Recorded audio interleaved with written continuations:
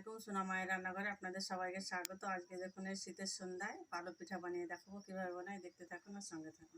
পেটালি নিয়েছি, এটা কেটে নেব।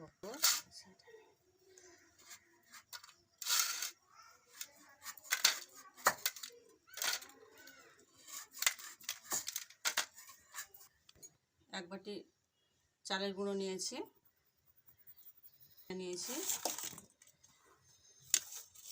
দেবো, দু রকম মিক্স করে করবো।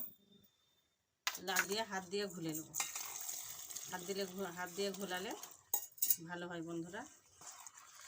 তেজপাতা নিয়েছি, দিয়ে দিলাম, অল্প পানি দিয়ে দেবো, বসিয়ে দেবো। চুলোতে বসিয়ে দিয়েছি, নেড়ে নেব। নাড়তে হবে, থামলে হবে না বন্ধুরা, থামলে পরে তলে বসে যাবে, সেই জন্য নাড়তে হবে বারবার।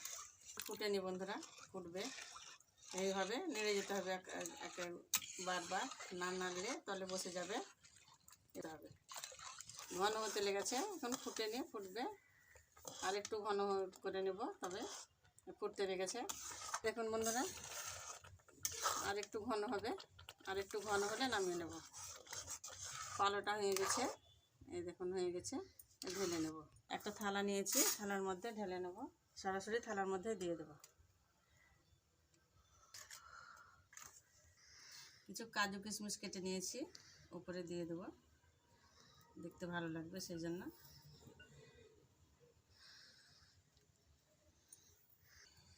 বন্ধুরা, এই শীতের সন্ধ্যায় পালক পিঠাটা বানিয়েছি, আর সারা রাত রেস্টে রেখে দেবো, সকালতে আপনাদের কেটে দেখাচ্ছি। তার জন্য সারা রাত রেস্টে রাখবো, সকালবেলায় আপনাদের সঙ্গে দেখা হচ্ছে, সকালবেলাতে আপনাদেরকে দেখাবো। রাতে বানিয়ে রেস্টে রেখেছিলাম, সকালবেলা আপনাদেরকে দেখাচ্ছি। দেখুন কীভাবে জমে গেছে, এই দেখুন, এরকম থালা থেকে ছেড়ে আসছে, দেখুন, এই দেখুন জমে গেছে। এইভাবে রাতে বানিয়ে রেখে দেবেন, সকালতে খাবেন।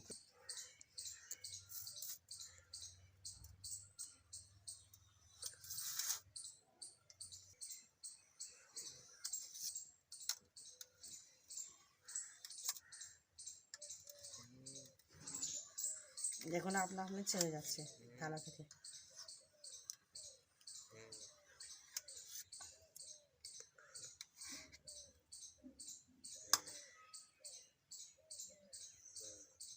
এই দেখুন কত সুন্দর হয়েছে, এই দেখুন একটা একটা করে ছেড়ে যাচ্ছে, এই দেখুন নরম আর সব এরকম দেখতেই সুন্দর লাগছে। দেখুন পালক পিঠাটা এইভাবে রাতে শীতের সন্ধ্যায় বানিয়ে রেখে দেবেন, আর সকালবেলায় খাবেন, দেখবেন দারুণ লাগবে, মন প্রাণ ভরে যাবে।